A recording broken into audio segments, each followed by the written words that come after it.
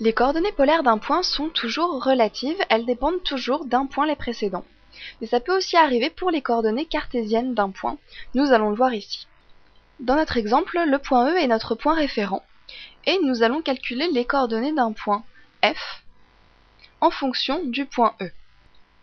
Pour ça, nous allons prolonger les axes X et Y, et nous allons dessiner la parallèle à l'axe des X qui passe par le point E, et la parallèle à l'axe des Y qui passe par le point F. Et nous allons tracer la droite qui relie E et F.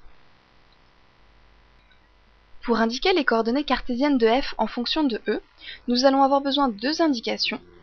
Le décalage entre F et E sur l'axe des X, c'est-à-dire cette distance, et le décalage entre E et F sur l'axe des Y, c'est-à-dire cette distance. Nous allons ici les coter afin de pouvoir les calculer plus facilement. Donc nous voyons que sur l'axe des X, il y a 100 unités de décalage entre E et F, et que sur l'axe des Y, il y a 50 unités de décalage entre E et F. Ça va nous permettre d'indiquer les coordonnées cartésiennes relatives de F. Nous allons voir comment. De la même manière que pour les coordonnées polaires, les coordonnées cartésiennes relatives s'écrivent tout d'abord avec un arrobase qui indique le fait qu'elles sont relatives. Ensuite, vous indiquez le décalage entre E et F sur l'axe des X, une virgule et le décalage entre E et F sur l'axe des Y. Donc ici, j'ai fait une annotation texte dans l'espace objet pour que ce soit plus simple.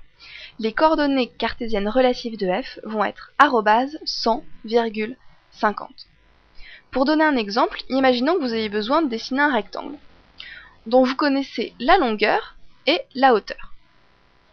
Dans ce cas, vous partez d'un point E, et dans votre ligne des commandes, vous tapez arrobase 100 pour la longueur, c'est-à-dire le décalage en X, 1,50 pour la hauteur, c'est-à-dire le décalage en Y, et vous tapez sur Enter. Votre rectangle est dessiné et il a les bonnes dimensions.